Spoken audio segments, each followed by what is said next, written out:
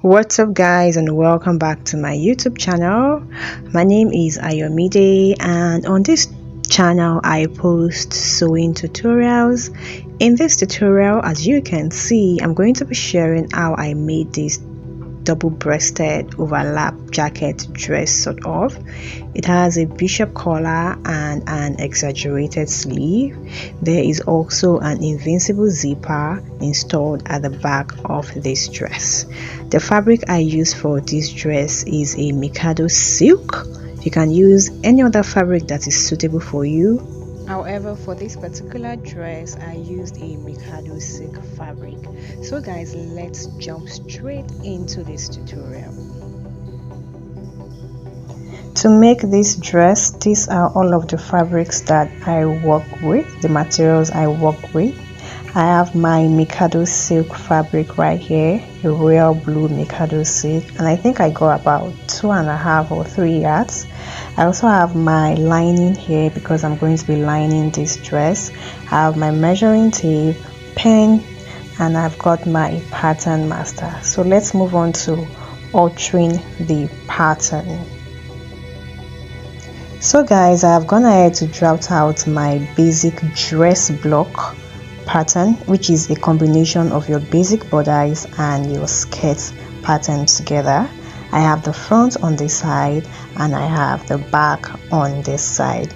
Also, you would notice that I have some allowance here. It is about 4 inches, and this is to enable me create the overlap. Remember, the dress is going to be having an overlap in the front.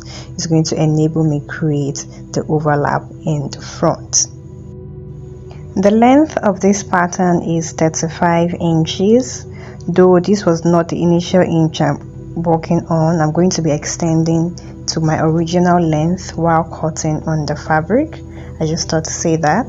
The neck width is about 2.5 inches and the neck depth is 3 inches for the front. So I have 3 inches neck depth for the front. Then for the back, I also have a neck width of 2.5 inches, the same as the front, and half an inch neck depth for the back. Remember, this is a bishop collar. We're fixing a bishop collar around the neckline. Afterwards, I'm going over to measure the armhole. I have about 9 inches. Half of 9 inches is 4.5 inch, which I'm gonna add to mark. Then I'm going to be using the curvy part of my pattern master to create a princess style line connecting half of the armhole to the top of my dart. Also, I'm going to be extending the dart leg to the length, the hem of this pattern. I always love to label my patterns, so right here I have the center front and here I have the side front. Moving on to the back, I'm not going to be splitting the back into 2. However, I have gone ahead to do my back tightening where I took out 1 inch from the center back along the waistline, as you can see here. So this part is going to be taken off, and I also shaped the skirt part, the knee area around the back of this pattern. So I'm not going to be splitting the back into 2. The next step is to create the overlap in the front, and to do that I would simply fold the center front area. That's the overlap I have. I'm folding it over, I'm folding it inward so that I can be able to create my overlap. So guys, this is what I have. I had to attach an additional pattern paper because I realized that the 4 inches extra that I left wasn't enough. So my advice, you can leave up to about 8 to 10 inches so that you can have sufficient pattern paper to work with. Okay, so once the folding is done, I'm going over to mark 2 inches on the shoulder slants. After that, I'm going to be connecting a line downwards to the hem of the dress. However, I'm going to be reducing the measurements as I get to the hem of the dress. So I'm starting with 2 inches, but the length of this overlap is going to taper down, so it's not going to be a straight overlap. It's going to have is it's going to be slanted sort of as it's going to the hem of the dress.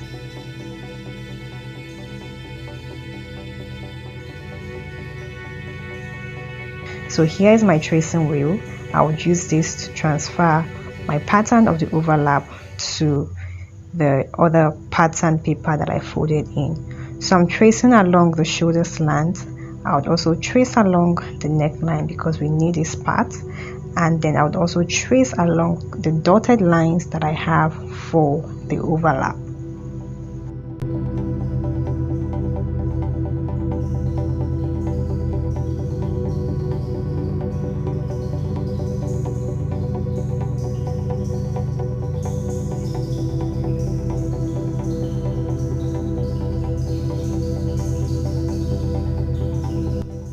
I'm done tracing the pattern of the overlap. So in order to make sense of what I just did, I'm going to be using my pen, my marker, to highlight the markings that I just did so that it can really make sense to you guys.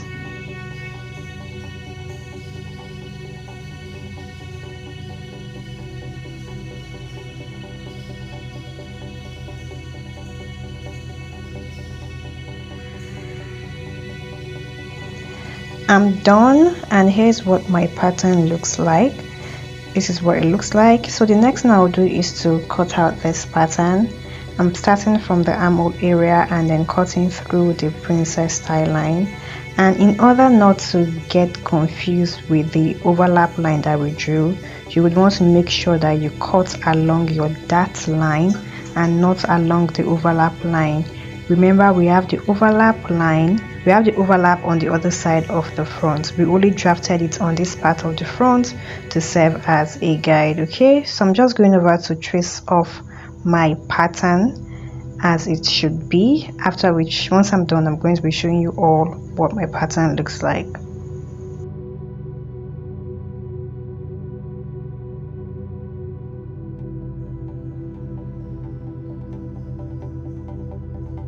So guys, I am done trimming out my pattern. So right here, I'm going to be cutting 2 of these, 2 for the main fabric, also 2 for the lining. This is for the center front. Also for the side front, I'll be cutting 2 pieces, 2 for the main fabric and 2 for the lining likewise. For the back also, I'm going to be cutting 2 pieces, 1 for the left and 1 for the right. Also while cutting, I'm going to be adding all of the necessary seam allowances before I go ahead to cut.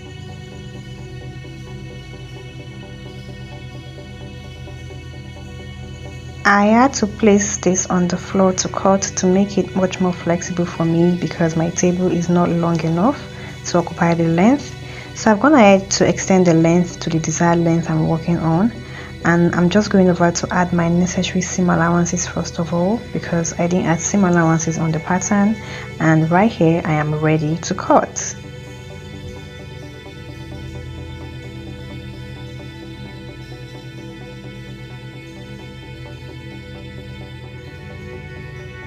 Moving on to the sleeve, I have gone ahead to fold my fabric into 4.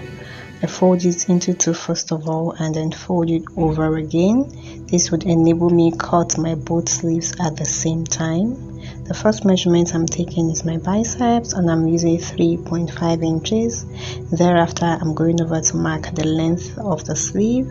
I initially used 26 inches. However, after stitching, I realized 26 was too long, so I had to cut off about 1.5 inch away.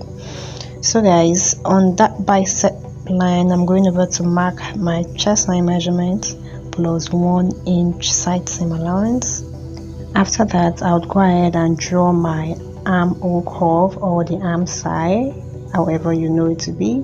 So I connected the line from the fold of the sleeve to the bicep line, and I'm going over to mark half of that line, after which I will draw the armhole curve. At the end, because I want to create a bit of gathers, I'm going to be marking 11 inches. I think I marked about 11 or 12 inches just to have more fabric that I can pleat or gather into a cuff. Okay, so I'm just going over to connect it together, after which I'll cut out my sleeve.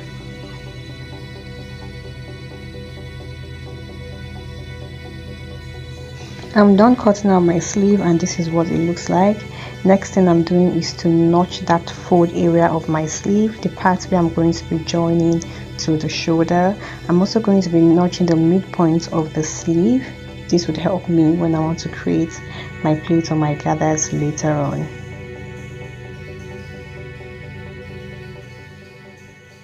These are my fabric pieces after cutting out. I have the back right here. So like I illustrated earlier, I cut out 2 pieces for the lining and 2 for the main fabric. This is the center front. I cut out 2 pieces, main fabric and also the lining. I also notched the center front line. This would serve as a guide when we want to stitch later on. And this is also the side front. I added the necessary side seam allowance, and I have 2 pieces there, both the main fabric and also the lining. So the very first thing I'm going to be doing is that I'm going to be ironing, interfacing on the overlap area of the center front, not on the entire fabric but on just that overlap area, about 2 inches or 2.5 inches thereabouts. I will also do likewise for the lining also, and this is just to give it structure there because I'm going to be fixing buttons and buttonhole there. So I've gone ahead to iron in the interfacing, and this is what I have. So I didn't iron on the entire fabric, just halfway to the center front. The next thing would be to join the panel pieces together. Starting with the front, I'm going to be joining the side front to the center front together, all the way from the hem to the armhole area. I'll repeat likewise for the other side of the front also. I will also do likewise for the lining. And for the back, I will just go ahead and pick my dart at the back, since I did not split the back into 2. So I'll do likewise for the main fabric and also for the lining for the back. I'm done joining them together, and this is what I have. I have also gone ahead to iron my seam lines open. This makes your work neat. Ironing while working makes your work neat. The next thing would be to turn this with my lining. Now you can do this in different ways, but this is just the way I want to work with this. For this, I'm going to be placing the right side of the lining against one part of the front that matches accordingly. Stitch it along the hem, stitch it along the overlap area. I'm going to be skipping the neckline. I'm not going to be turning the neckline. I'll skip the neckline. I'll also stitch it together along the side by 0.25 inch thereabouts. Then for the back also, I would do something similar. Place right sides of the lining against the right side of the back. Stitch it along the hem and also stitch it along the sides too, leaving the neckline open. Guys, I'm done, and here is what it looks like. This is the back, and this is what the back looks like. For the front, this is what the front looks like. Okay, so this is my front, and here is what it looks like.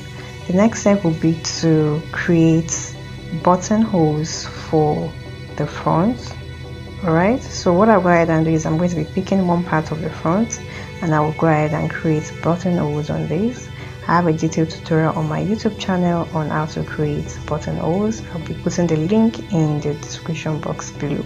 So here's my buttonhole, and I use a domestic sewing machine to create these buttonholes.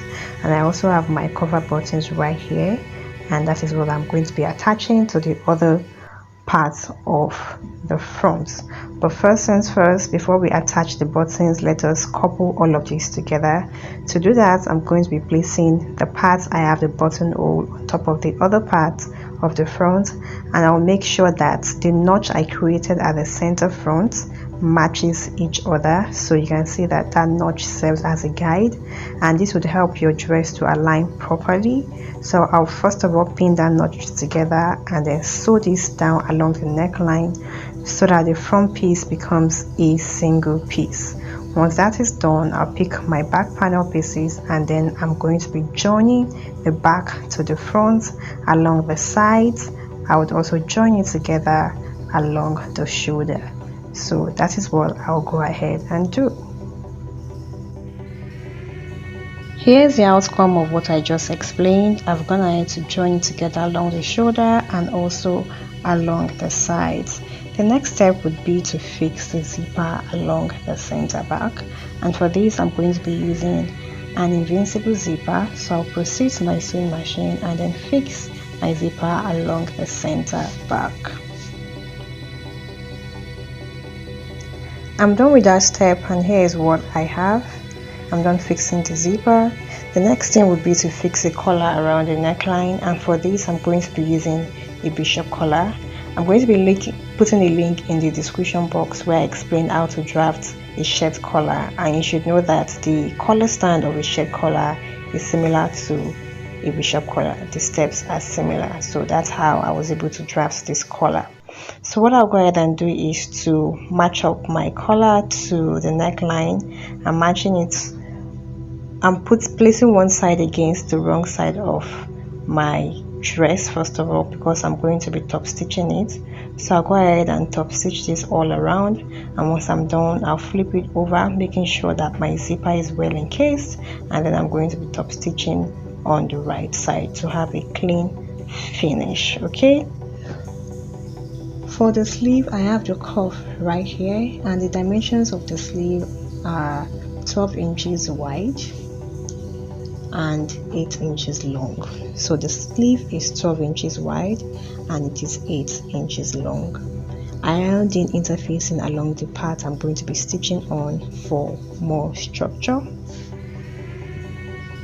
In order to join the cuff to the sleeve, I've gone ahead to mark out the midpoint of the cuff. I'll match it to the midpoint of the hem of the sleeve, which I notched earlier. I'll also match one end of the sleeve to one end of the cuff, and match the other end of the sleeve to the other end of the curve. So there is an excess, and this excess is going to be pleated in between the midpoints. So I'm going to be creating pleats, tiny pleats around the cuff.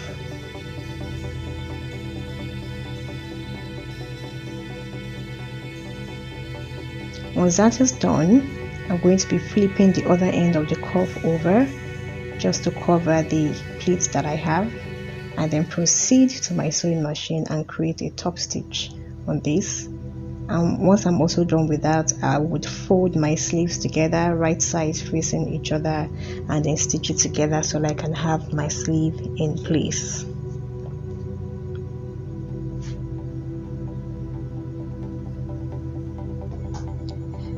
I'm done with the sleeve, and the next step would be to fix the sleeve along the armhole area. To do that, I'm going to be picking the midpoint of the sleeve, match it to where I need to join it to along the shoulder. I'll pick one end of the sleeve and match it with one end of the armhole area. I'll also pick the other end of the sleeve and match it to the other end of the armhole area. Also, let me state here that I have also gone ahead to attach my cover buttons, as you can see on the dress already. So once I'm done matching all of my pins together, I went ahead to sew, and here is what my dress looks like. So guys, for the collar, you can decide to attach a pin along the collar. Remember, the zipper did not extend there. You can also fix your collar first and then sew your zipper so that your zipper can run all through the collar. If you found this tutorial helpful, kindly give it a thumbs up. If you haven't subscribed to the channel, make sure you do. And until my next tutorial guys, stay blessed.